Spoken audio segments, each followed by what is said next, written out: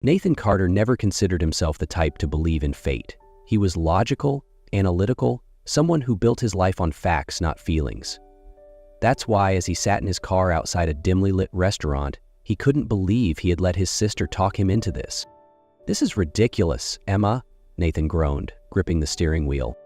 Emma Carter, his ever-persistent older sister, stood outside the driver's side window, arms crossed, wearing that same smug expression she had perfected over the years. "Nate, you're 32, single, and if I let you, you'd spend every night buried in code, talking to no one but your computer," she said.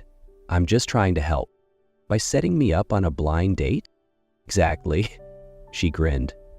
"Her name's Lily Monroe. She's a nurse. She's smart, kind, and trust me, you'll like her." Nathan sighed, knowing there was no way out. He grabbed his keys and muttered, "Fine. But this is the last time." Emma smirked. "Sure it is." As Nathan stepped into the warm glow of the restaurant, he reminded himself to keep it simple, smile, be polite, end the night quickly. But as soon as he spotted the woman sitting at the corner table, his plan unraveled. Because the moment he saw Lily Monroe, something in his mind clicked. A memory just out of reach. He had seen her before. And then it hit him. She wasn't just any nurse. She was his nurse. Nathan slowed his steps, his heartbeat quickening as his eyes locked onto the woman sitting at the corner table. Lily Monroe. She wasn't dramatically different from his memory. Same soft eyes, the same neatly tied back hair, the same quiet composure. But Nathan couldn't shake the feeling. He knew her. He took a steadying breath. Maybe I'm mistaken. Maybe it's just a coincidence. But as he approached, Lily glanced up, and for a split second, something flickered in her eyes. Hesitation, recognition. Then, just as quickly it was gone. She smiled and stood, extending her hand. "Nathan," she said, her voice gentle. He shook her hand, holding it just a little longer than necessary. "Lily, nice to meet you." They sat down, a brief silence settling between them before Lily spoke. "Emma says you're some kind of tech genius?" Her tone was playful, teasing. Nathan chuckled, shaking his head. "Genius is a stretch. I run a software company. Nothing too exciting." "Already more impressive than me," Lily replied. "I'm just a nurse." Nathan raised an eyebrow. "Just a nurse? Pretty sure saving lives beats staring at a screen all day." She smiled, but there was a flicker of something. Uncertainty, maybe discomfort? He caught it, but chose not to press. Instead, he asked, "So, how did Emma rope you into this?" Lily laughed softly, a genuine sound. "One of my patients is friends with her. Apparently, you're a nice guy, but tragically unavailable. So I figured, why not?" Nathan smirked. "Tragically unavailable, huh?" "Do you think it's true?" she asked, tilting her head slightly. Nathan wanted to deny it, but deep down, he knew it wasn't far from the truth. For the past 3 years, he had buried himself in work, keeping relationships at arm's length. He sighed. "I guess I let myself stay busy." Lily nodded, something knowing in her gaze. Everyone's running from something. The comment landed heavier than he expected, an unspoken weight settling between them. He wasn't sure how to respond, wasn't sure if he should respond. Then, suddenly, a memory surfaced.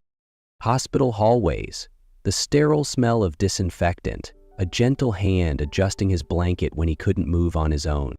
Nathan blinked, staring at Lily more intently. The pieces of the puzzle began falling into place. "You were there," he murmured, voice dropping. Lily froze. "What?" 3 years ago, after my car accident, you were my nurse." She didn't respond right away, but her fingers tightened slightly around her glass. Then she smiled. Too carefully, too controlled. "You're mistaken," she said firmly. "We've never met before tonight." Nathan leaned back in his chair, watching Lily closely. She was lying. He didn't know why, but he knew she remembered him. She just didn't want to admit it. "Are you sure?" Nathan asked, his voice quieter now. Lily's polite smile didn't waver. "I think I'd remember if we had met before." But he caught it, the slight tension in her hands, the brief flicker in her eyes, before she looked away. Nathan nodded slowly. He knew pressing her now wouldn't get him anywhere. If she wasn't ready to talk, she wouldn't. "All right," he said, taking a sip of water. "Maybe I'm mistaken." Lily visibly relaxed as he steered the conversation elsewhere. They talked about their careers, travel, and books, but the thought never left Nathan's mind. Something was being left unsaid. That night, sitting in his car, Nathan opened an old folder on his phone labeled Recovery. Inside were photos from his time in the hospital, his totaled car, medical bills, a blurry selfie Emma had taken of him in a wheelchair. He scrolled through them all, stopping at the one image that made his breath hitch. On the bedside table was his hospital bracelet, and beside it a small note with delicate handwriting. "Stay strong, Nathan. The road ahead is hard, but you're harder to break." Nathan inhaled deeply. No other nurse had done this for him. It had to be Lily. He stared at the words for a long time before finally grabbing his phone. Without overthinking, he called her. She picked up on the third ring. "Nathan?" She sounded surprised. "I don't mean to make things weird," he began, keeping his tone as light as possible. "But I can't stop thinking about this." There was a pause on the other end. "I don't know what you mean," Lily said, her voice steady. "Lily, you wrote me a note," Nathan pressed, staring at the picture on his screen. "A small message on my bedside table. I still have it." She inhaled sharply, her fingers trembling slightly against her glass. "Nathan!" "I'm not trying to corner you," he said quickly, his voice gentle but firm. "I just need to understand. Why won't you admit it?" Lily looked away, her jaw tightening. A storm of emotions flickered across her face. Denial, regret, something deeper that she refused to name. Finally, she exhaled, her voice barely above a whisper. "Because if I admit it, it becomes real. And if it's real, then it means I mattered to you in a way I never should have." And then she hung up. Nathan stared at his phone, frustration and confusion twisting inside him. No, this wasn't just the past. Not when it still haunted him like this. Nathan couldn't shake the thought of Lily, no matter how clearly she had tried to shut him down. If the past didn't matter, why had she reacted the way she did? What was she hiding? For the next few days, he kept his distance, but the questions lingered. This wasn't just a coincidence, and he knew it. One afternoon, during his lunch break, Nathan stopped by a small cafe near the hospital where Lily worked. He wasn't intentionally trying to run into her, but when she walked in, he knew this wasn't an opportunity he could ignore. Their eyes met instantly. She hesitated for only a second before letting out a quiet sigh and walking over to his table. "Are you following me now?" she asked. Her tone teasing but cautious. Nathan arched a brow. "Just a coincidence. But since you're here, maybe we should talk." She hesitated, then pulled out a chair. He didn't want to push, but he also couldn't pretend nothing had happened. "I don't get it," Nathan said. "Why deny it? It was just a note. It's not a big deal." Lily stared into her coffee, debating her answer. Finally, she murmured, "Because I didn't want to be part of your past. I didn't want you to look at me and only see a reminder of something painful." Nathan was quiet. He hadn't thought of it that way before. But to him, Lily wasn't just a memory from a difficult time. She was the reason he had gotten through it. He looked at her, and for the first time he saw the hesitation in her eyes, the uncertainty. "Lily, you weren't just someone who took care of me when I was weak. You were the reason I stood back up." She lifted her gaze to his, something unreadable flickering across her face. Not a denial, but not acceptance either. "I don't know, Nathan," she admitted softly. "I don't know if I can let this become something more." Nathan knew Lily was still fighting her own battles, but whether she was ready to admit it or not, their past had already tied them together, and this time he wasn't going to walk away. Nathan hadn't seen Lily in the days following their conversation at the cafe, but she was never far from his mind. He wasn't sure if she needed space or if she was trying to push him away, but he knew one thing: this wasn't over. Then, late one night, his phone rang, an unknown number. He hesitated for a second before answering. "Nathan?" Lily's voice was rushed, unsteady. "Lily, what's wrong?" He sat up immediately, sensing the panic in her tone. "It's Noah, my brother. He's having trouble breathing. I'm taking him to the hospital now." Nathan didn't think. He grabbed his keys. "I'll be there." "Nathan, you don't have to..." I'm not asking, Lily. I'm coming. He didn't give her a chance to argue before hanging up. As he sped toward the hospital, a heavy weight settled in his chest.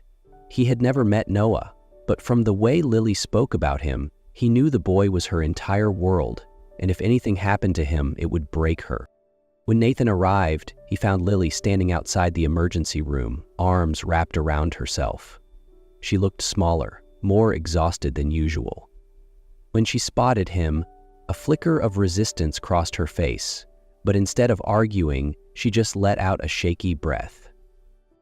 He's inside. The doctors said his breathing attack was worse than normal, her voice wavered. Nathan didn't say anything. He just stood beside her. After a long silence, she finally spoke. I didn't want you to see this part of my life, Nathan. I don't want anyone to see it. He turned to her, his gaze steady. Lily, if I'm only here for the easy parts, then I don't deserve to be here at all. She studied him for a long moment, searching his face for something. Then, for the first time, she didn't push him away. Lily didn't know why she let Nathan stay that night. Maybe it was exhaustion, maybe it was the overwhelming fear of losing Noah, or maybe it was something else, something deeper that she wasn't ready to admit. Either way, when Nathan sat beside her in the waiting room, she didn't ask him to leave. Time moved slowly. The hospital at night was eerily quiet, filled only with the hurried footsteps of nurses and the distant hum of machines. Nathan didn't say much, but he didn't leave either, and somehow, his presence alone brought a sense of calm Lily hadn't realized she needed. Near dawn, the doctor finally stepped out, offering a reassuring smile. Noah is stable. He'll need to stay a few days for monitoring, but he's out of danger. Lily nearly collapsed in relief. She nodded, thanked the doctor, then turned to Nathan. You don't have to stay anymore. He's okay now. Nathan tilted his head as if considering it, then simply said, I'm not going anywhere. A few hours later, when Lily was finally allowed into Noah's room, Nathan followed. The 16-year-old looked exhausted but alert, his gray eyes filled with mischief as he spotted the unfamiliar man standing beside his sister. So, you've got a boyfriend and didn't tell me? Lily let out a tired sigh. Nathan's just a friend. Noah arched a brow at her, then turned to Nathan. You sure about that? Nathan smirked. Not entirely. Lily rolled her eyes, but for the first time in days, a quiet smile tugged at her lips. Nathan didn't leave in the days that followed. He showed up every morning at the hospital with coffee for Lily, brought books and magazines to help her pass the time, and even played chess with Noah when the boy started getting restless. At first, Lily tried to keep her distance, but it was hard to ignore a man who stayed by her side without expecting anything in return. One evening, as Nathan handed her a warm takeout box instead of the usual dry hospital sandwich, Lily studied him for a long moment before sighing. Why are you doing this? Nathan leaned back in his chair, shrugging. Because I care. You don't have to. Lily, he said, tilting his head, I know you're used to carrying everything on your own, but no one said you have to do it forever. She was quiet. A part of her wanted to push him away, to protect herself from the possibility of disappointment, but another part, the part she had been trying to ignore, wanted to believe that maybe, just maybe, this time would be different.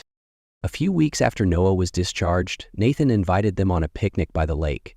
Lily had planned to decline, but Noah eagerly accepted on her behalf, leaving her no choice. As the afternoon sun turned golden, casting a warm glow over the water, Noah wandered off to find a fishing spot. Nathan sat beside Lily, reaching into his pocket and pulling out a small velvet box. Lily froze, her breath catching in her throat. Nathan took a steady breath before pulling out the small velvet box. He opened it, revealing a ring. Simple, timeless, just like what he felt for her. Lily, he began, his voice uncharacteristically soft. I'm not asking to change your life. I'm asking to share it. Every hard moment, every beautiful one. I don't want to stand on the sidelines. I want to stand beside you, always. He paused, glancing toward Noah, who was skipping stones by the water. I love you. I love him. And if you'll have me, I want us to be a family. Lily swallowed hard, tears stinging her eyes. She had spent years running, fearing what could break her, but this time she didn't want to run. Yes, she whispered. I'll marry you. 1 year later, Lily stood in the middle of the school courtyard, watching Noah with pride as he passionately presented his science project. He had designed a portable air filtration system for people with respiratory conditions, inspired by his own experiences. She could see the excitement in his eyes, the kind of hope he hadn't had before. Nathan stood beside her, hands in his pockets, just as proud. When the audience started clapping, Lily glanced at him and smiled. "You kept your promise." Nathan arched a brow. "Which one?" She squeezed his hand, her voice soft but full of meaning. "You didn't leave." Nathan gave her hand a gentle squeeze in return. "Because I never planned to." After the exhibition, the three of them walked back to the car. Noah clutched his Most Innovative Idea medal, beaming as he explained every tiny detail of his presentation. When they arrived home, he rushed inside, leaving Lily and Nathan standing outside, the golden hues of sunset casting a warm glow over everything. Lily turned to Nathan, her heart full in a way she had never let it be before. "Thank you," she said quietly, her voice laced with sincerity. Nathan tilted his head. "For what?" She smiled, a lightness in her chest she hadn't felt in years. "For staying, for becoming someone I could trust." Nathan reached out, tucking a stray strand of hair behind her ear. "Lily, I told you, we're a family." She took a deep breath, letting those words settle deep inside her. Family. It had once felt like an impossible dream, but now, with Nathan and Noah, she realized she didn't have to carry everything alone anymore. For the first time in years, Lily truly believed that her happiness could last. And this time, she wasn't afraid.